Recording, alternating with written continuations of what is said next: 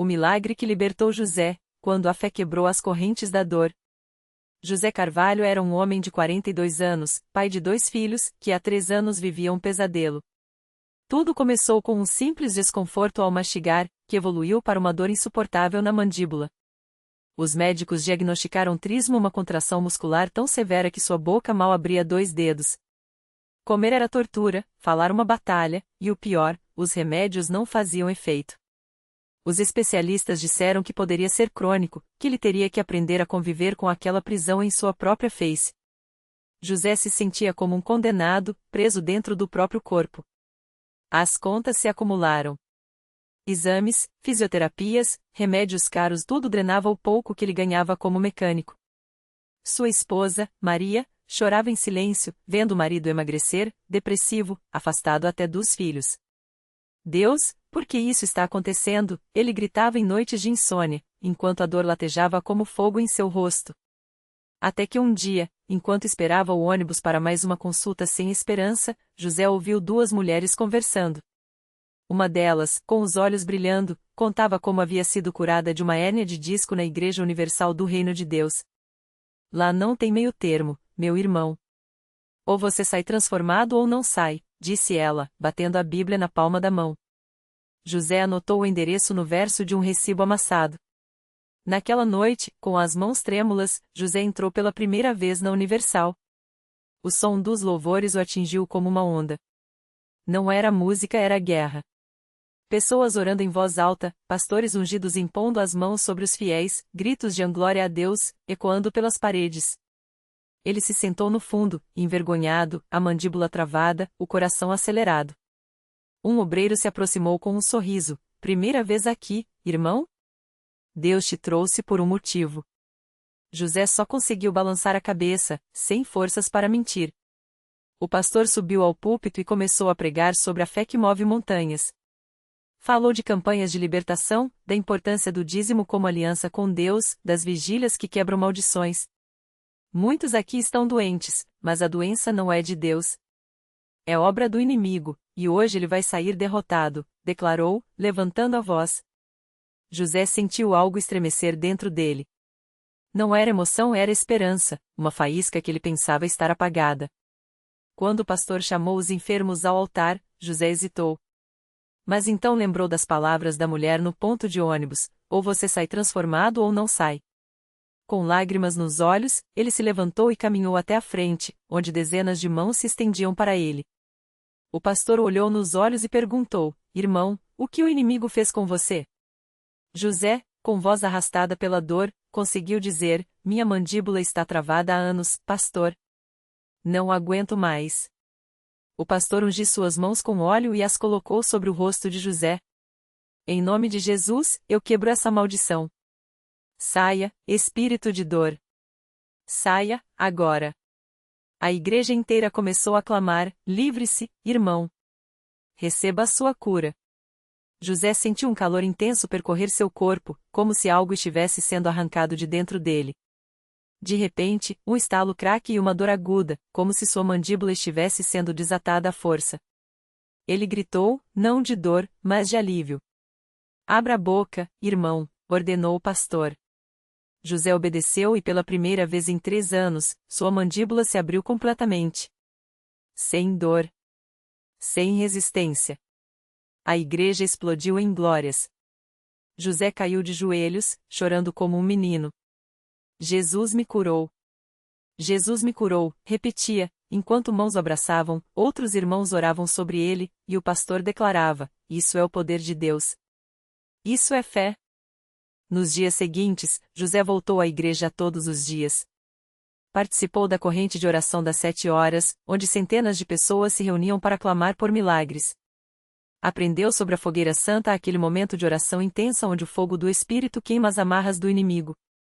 Ele começou a dizimar, não por obrigação, mas por gratidão. Se Deus me deu a saúde de volta, Ele merece o melhor de mim, dizia Maria, que agora o acompanhava aos cultos, também transformada pela fé do marido. Uma noite, durante a vigília da vitória, José subiu ao altar para dar seu testemunho. Com a voz firme e a mandíbula livre, ele contou como havia chegado ali quebrado e saído novo. Eu pensava que minha vida tinha acabado. Mas Deus mostrou que, onde o homem diz o é impossível, ele diz o eu sou o Deus do impossível. Aplateou a igreja. Depois do culto, um homem se aproximou chorando: Irmão, eu tenho a mesma coisa há 5 anos. Você acha que Deus pode me curar também? José o abraçou e disse: Não é se Deus pode. É quando você crê que ele já fez. Hoje, José é um obreiro na Universal. Ele ajuda na recepção dos enfermos, orando por aqueles que chegam como ele chegou, desesperados, mas com uma centelha de fé. Sua oficina de mecânica prosperou. Os clientes chegam não só pelo seu trabalho, mas pelas histórias de milagres que ele compartilha. Deus não só curou minha mandíbula, ele costuma dizer. Ele curou minha vida. Antes, eu vivia preso no medo. Hoje, vivo na liberdade de Cristo. A lição que José aprendeu e agora ensina é esta: a fé não é esperar que Deus faça algo, é acreditar que ele já fez. Na Universal, ele descobriu que milagres não são coincidências, são respostas. Respostas à oração persistente, à obediência ao dízimo, à participação nas campanhas de fé, à entrega total nos cultos de libertação. Muitos procuram Deus só quando a dor aperta, diz José. Mas quem o busca de verdade, descobre que ele já estava ali, esperando para agir. E toda vez que José abre a boca, seja para comer, falar ou louvar, ele lembra: aquela que um dia esteve presa, hoje é livre. Porque onde há fé, não há cadeia que resista. José não imaginava que sua história de milagre se tornaria um farol para tantos outros que, como ele, carregavam feridas invisíveis. Depois de receber a cura, ele começou a frequentar as reuniões de oração com um propósito: levar esperança. Não era mais um homem que apenas assistia aos cultos, agora, ele era uma testemunha viva do poder de Deus. Certa tarde, durante uma campanha de libertação na Universal, José notou uma mulher sentada nos fundos do templo, com o rosto marcado pela preocupação. Ela se chamava Maria, e suas mãos tremiam enquanto seguravam um lenço amassado. José sentiu o coração apertar. Lembrou-se de como também já havia se escondido no canto, com medo de ser julgado, com medo de não ser digno. Mas agora, ele sabia que Deus não olha para o passado, ele olha para o coração que se abre. Aproximou-se com cuidado e perguntou: Posso orar com a senhora? Maria hesitou, mas seus olhos brilharam com lágrimas não derramadas. Não adianta, irmão, ela murmurou. Meu filho está nas drogas há anos. Já tentei de tudo. Até pensei em desistir. José segurou suas mãos, que estavam geladas. Eu também achei que não tinha mais jeito, ele confessou. Mas Deus não desiste da gente. Ele só espera a gente confiar nele de verdade. Maria não sabia, mas José já havia passado por aquela dor. Antes da cura, ele havia perdido o emprego, a autoestima e quase a família. As noites eram longas, cheias de perguntas sem resposta. Até que, numa madrugada de desespero, ele havia caído de joelhos no quarto e gritado: Senhor, se o Senhor existe, me mostra. Não houve voz do céu, nem luzes brilhantes. Mas no domingo seguinte, quase como se fosse um chamado, ele entrou na Universal pela primeira vez. E ali, entre louvores e palavras de fé, algo dentro dele começou a mudar. A senhora já tentou jejuar por ele? José perguntou a Maria. Ela balançou a cabeça. Não tenho forças nem para me levantar de manhã. José sorriu. Então vamos começar hoje. Eu jejuo com a senhora. E amanhã, a gente volta aqui juntas para orar. Maria olhou para ele, incrédula. O Senhor nem me conhece. Mas Deus conhece, José respondeu. E ele conhece seu filho também. Naquela noite, José orou como nunca. Pedia a Deus não só pela vida do filho de Maria, mas para que ela sentisse o mesmo amor que ele havia sentido quando tudo parecia perdido. No dia seguinte, Maria apareceu no templo. Seus olhos ainda estavam inchados de chorar, mas havia uma centelha de determinação. Eles se ajoelharam juntos no altar, e José orou em voz alta, declarando: Senhor, o Senhor é o Deus que libera. Quebra toda cadeia, todo vício, toda maldição na vida desse jovem. Dias se passaram. Maria continuou frequentando as reuniões, mesmo quando as notícias de casa não mudavam. Até que, numa sexta-feira à noite, durante um culto de libertação, o pastor fez um chamado: Quem aqui está lutando por um ente querido nas drogas, levante a mão. Maria levantou a mão trêmula. O pastor então pediu que todos orassem em línguas, e o templo encheu-se de um clamor que parecia romper os céus. Naquela mesma hora, a muitos quilômetros dali, o filho de Maria, que há anos não pisava numa igreja, sentiu um aperto no peito. Sem entender por quê, ele largou o que tinha nas mãos e disse aos amigos: "Chega. Eu preciso ir embora." No dia seguinte, ele apareceu na porta da casa da mãe, sujo, magro, mas com um olhar diferente. "Mãe, eu não aguento mais isso. Me ajuda." Maria caiu de joelhos. Não eram lágrimas de tristeza, mas de gratidão. Ela correu para a Universal e encontrou José. Ele voltou. "Meu filho voltou", gritava, abraçando-o. José sorriu, com os olhos úmidos. "Eu não falei? Deus não desiste. Nunca." Hoje, o filho de Maria está livre das drogas, trabalha e até serve na igreja como obreiro. Maria, que antes mal conseguia sair de casa, agora é uma das primeiras a chegar nos cultos, sempre com um sorriso no rosto e um testemunho na ponta da língua. E José? Ele continua ali, na mesma igreja que um dia o acolheu quebrado, agora como um instrumento nas mãos de Deus. Toda vez que alguém lhe pergunta como é possível acreditar em milagres, ele responde com a mesma simplicidade: "Basta olhar para trás e ver de onde Deus tirou a gente." O milagre não é só a cura, é a transformação. É a vida que renasce onde só havia cinzas. Porque na Universal, José aprendeu que fé não é só crer que Deus pode, é saber que Ele quer. E quando o povo de Deus se une em oração, não há impossível que resista. E foi assim, com essa fé que move montanhas, que a história de José e Maria começou a inspirar outros corações na igreja. Um dia, durante um culto de libertação, uma jovem chamada Ana, que havia chegado arrasada depois de descobrir a traição do marido, ouviu o testemunho de Maria. Enquanto Maria falava, com os olhos brilhando e as mãos tremendo de emoção, Ana sentiu algo se quebrar dentro dela. Não era só a dor, era a descrença de que sua vida poderia mudar. Após o culto, Ana procurou a obreira que havia orado por ela e desabafou: "Eu não aguento mais, minha família está se destruindo, e eu não vejo saída." A obreira, que já havia visto tantos milagres naquela igreja, segurou suas mãos e disse com firmeza: "Deus não te trouxe até aqui para te deixar. O que parece o fim, para ele é só o começo." E ali mesmo, entre lágrimas, Ana fez um pacto com Deus: não desistiria, não importasse o quão escuro fosse o caminho. Dias depois, seu marido, que havia saído de casa há semanas, apareceu no culto. Não foi por acaso.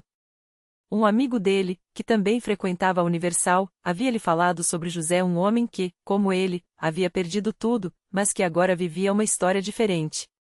Se Deus fez por ele, pode fazer por mim, pensou. E foi assim, com o coração partido mas cheio de uma esperança frágil, que ele entrou na igreja pela primeira vez em anos. O pastor, ao vê-lo, não fez sermão. Não falou de culpa. Apenas estendeu a mão e disse: "Deus te ama, e Ele quer restaurar o que foi quebrado." Aquela palavra simples foi como água em terra seca. O marido de Ana chorou como nunca, e naquele dia, entre orações e abraços dos irmãos, algo começou a mudar. Hoje, Ana e seu marido estão juntos, reconstruindo não só o casamento, mas uma família em Deus. Ela, que antes se sentia sozinha, agora serve no departamento de senhoras, ajudando outras mulheres a encontrarem força onde só viam fraqueza. Ele, que um dia pensou em desistir de tudo, hoje é um dos que chegam cedo para preparar a igreja, arrumando cadeiras e orando por quem ainda não chegou. E assim, como um rio que não para de correr, os milagres continuam. Porque na Universal, não são só histórias isoladas, é uma corrente de fé que não se rompe. Cada vida transformada se torna um farol para outra que ainda está no escuro. José, agora como obreiro, muitas vezes olha para trás e lembra do dia em que entrou naquela igreja arrasado, sem esperança. Hoje, quando ele ora por alguém que chega quebrado, ele não fala como quem repete uma fórmula. Fala como quem sabe. Porque ele esteve do outro lado. Ele sabe o gosto das lágrimas que Deus guarda em sua garrafa. E sabe também o sabor da vitória que só Ele pode dar. E é por isso que, toda vez que as portas da igreja se abrem, não é só um culto que começa, é uma nova chance. Uma oportunidade para quem ainda não conhece o poder da oração, para quem ainda não viu que, onde o homem diz é impossível, Deus responde: "Para mim, tudo é possível." Porque na Universal, os milagres não são lendas. são vidas. Vidas como a de José, Maria, Ana e tantos outros que, um dia, entraram com dor e saíram com propósito. E isso, meu amigo, não é religião. Isso é Deus agindo. E Ele não para. E se eu te dissesse que, bem ali, na mesma igreja onde José encontrou sua cura, uma mulher chamada Lúcia chegou arrastando não só o corpo, mas uma alma esmagada pelo peso de uma traição que parecia sem perdão? Ela entrou com os olhos inchados de chorar, as mãos trêmulas segurando um lenço amassado onde já não cabiam mais lágrimas. Havia descoberto, há poucas semanas, que o marido aquele homem com quem sonhara envelhecer, com quem dividir anos de luta e risadas tinha um caso com a melhor amiga. Não era só a dor da infidelidade, era a facada de quem ela pensava que eram seus dois pilares desabando de uma vez. Os conselhos dos amigos não adiantavam. Deixa ele, você merece mais ou um homem é tudo igual só faziam a amargura crescer. Até que, numa tarde em que não aguentava mais o silêncio da casa vazia, Lúcia passou em frente à Universal e ouviu, vindo de dentro, um coro cantando, Deus é fiel, Ele não desiste de você. Era como se aquelas palavras tivessem sido cantadas só para ela. Parou. Hesitou. Então, com as últimas forças, empurrou a porta. Dentro, não encontrou juízes. Encontrou pessoas que, como ela, já tinham sido esmagadas pela vida, mas que agora sorriam de um jeito diferente. Uma irmã se aproximou, segurou suas mãos geladas e disse algo que Lúcia nunca esqueceu: Deus não só vê suas lágrimas. Ele as conta. E vai transformá-las em alegria. Ela não acreditou de imediato. Como poderia? A dor era real, a decepção, profunda. Mas aceitou o convite para participar da corrente de oração. E foi ali, ajoelhada entre estranhos que se tornaram família, que Lúcia ouviu uma voz no íntimo não era sua, não era de ninguém na igreja dizendo, eu vou restaurar o que o inimigo roubou. Nos dias seguintes, algo começou a mudar. Não foi de uma hora para outra. Primeiro, foi a paz que invadiu seu coração no meio da tempestade. Depois, o marido, que nunca tinha pisado numa igreja, apareceu na porta de casa com os olhos vermelhos, não de choro, mas de noites em claro. Não sei o que está acontecendo comigo, confessou. Mas não consigo tirar você da minha cabeça. E essa culpa, é como se algo me apertasse aqui. Apontou para o peito. Lúcia não o recusou. Não por fraqueza, mas porque, pela primeira vez, sentia que não estava sozinha na decisão. Ela o levou para a igreja. E foi lá, durante um culto de libertação, que ele quebrou. Chorou como criança, pediu perdão não só a ela, mas a Deus. E algo sobrenatural aconteceu. A mulher com quem ele atraíra, sem nenhuma explicação lógica, procurou Lúcia dias depois. Não sei porquê, mas preciso te pedir perdão, disse, com lágrimas nos olhos. Isso tudo está me sufocando. Hoje, Lúcia e o marido não só reconstruíram o casamento como servem juntos na obra de Deus. Ela, que chegou destruída, agora aconselha outras mulheres feridas. Ele, que era indiferente à fé, hoje ora com uma autoridade que só quem foi perdoado muito pode ter. E o mais lindo? A melhor amiga também se rendeu a Cristo. 3 vidas resgatadas de uma só vez. Não por acaso. Não por mérito humano. Mas porque, quando alguém entra na Universal com um coração sincero, Deus não apenas ouve e ele age. E sua ação não conhece limites. Porque milagre não é só curar um corpo. Milagre é restaurar o que estava morto. É fazer brotar amor onde só havia cinzas. É provar que, não importa o tamanho da ruína, com Deus, sempre há um recomeço. E a história não para por aqui. Todo dia, em alguma igreja espalhada por esse Brasil, mais alguém está prestes a viver o seu. Talvez seja você. Naquela mesma semana, enquanto o casal e sua amiga celebrava a vitória na igreja, uma jovem chamada Ana, que morava a poucas quadras dali, passava pela pior crise da sua vida. Ela tinha 22 anos, um filho de 2 e um marido que, depois de anos de promessas vazias, havia sumido com outra mulher. As contas se acumulavam, o aluguel estava atrasado, e o desespero era tão grande que ela já pensava em coisas que uma mãe nunca deveria pensar. Não tenho mais forças, ela chorava, abraçada ao filho enquanto olhava pela janela a igreja iluminada na esquina. Uma vizinha, que havia visto a transformação do casal que quase se separou, bateu à sua porta com um convite simples: vem comigo hoje à noite. Só uma vez. Se não gostar, nunca mais te chamo. Ana hesitou, mas o olhar do menino, que não entendia por que a mamãe chorava tanto, foi o empurrão que faltava. Ela vestiu a criança com a roupa menos amassada que tinha e entrou na Universal pela primeira vez. Dentro do templo, enquanto o coral cantava Deus é fiel, Ana sentia o coração pesado como chumbo. Como Deus pode ser fiel se a minha vida é esse lixo? Pensava. Mas quando o pastor começou a falar sobre a mulher do fluxo de sangue, que gastou tudo o que tinha com médicos e só piorou, até tocar nas vestes de Jesus, Ana sentiu como se a história fosse sobre ela. 12 anos de sofrimento, e eu? 4 anos casada, 2 lutando sozinha. Será que também posso ser curada? No final do culto, quando o pastor chamou quem precisava de um milagre para vir à frente, Ana não se moveu. O orgulho, a vergonha, o medo, tudo a segurou no banco.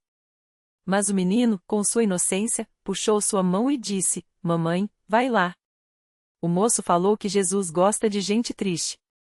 Foi o suficiente.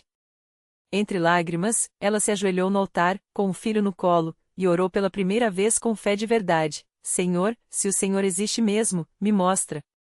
Porque eu não aguento mais. Naquela noite, Ana sonhou com uma mão estendida segurando uma chave.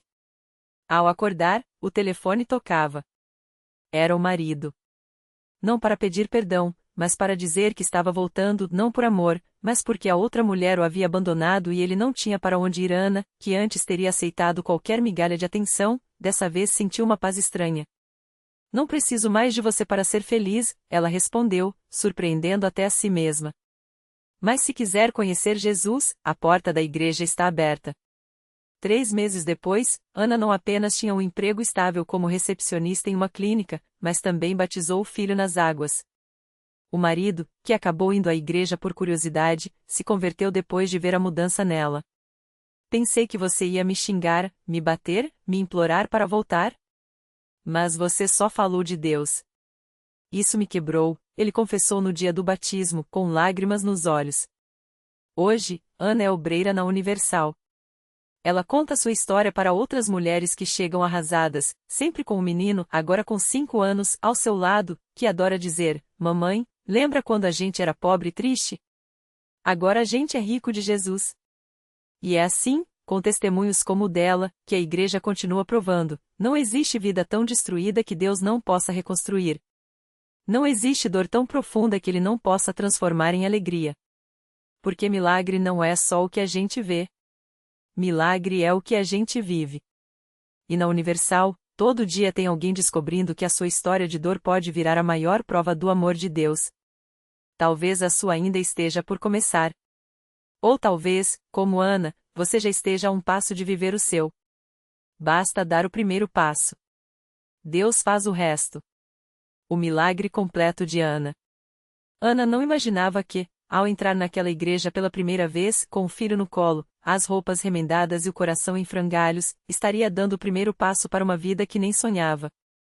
O menino, que antes chorava de fome, agora ria enquanto ajudava a arrumar a Bíblia no altar. A casa que era um barraco úmido virou um lar cheio de luz, não por riquezas materiais, mas pela paz que só Jesus dá. O marido, que a abandonara, voltou arrependido após anos, não por acaso, mas porque Deus tocou seu coração em uma reunião de família. E as dívidas? Sumiram como neve ao sol, substituídas por portas que se abriam onde antes só havia muros. Mas o maior milagre não foi o que Ana ganhou, e sim o que ela se tornou, uma mulher que aprendeu a ver a mão de Deus até nas cicatrizes. Antes, eu pedia migalhas, diz ela, abraçando o filho. Hoje, entendo que Deus não nos dá só o pão, Ele nos ensina a assar o pão, a compartilhar o pão e a confiar que, mesmo quando a farinha acaba, Ele multiplica. Reflexão final. A vida de Ana prova que Deus não apaga nosso passado, Ele o redime. Aquela dor que você carrega hoje pode ser a semente do testemunho que salvará alguém amanhã. O milagre não é a ausência de lutas, mas a certeza de que, nelas, há um Deus que escreve finais que a nossa fé não ousaria imaginar. Lição de vida. Deus não muda sua história apesar das suas feridas, mas através delas. O primeiro passo? Deixar Ele segurar sua mão. O resto? É só o começo.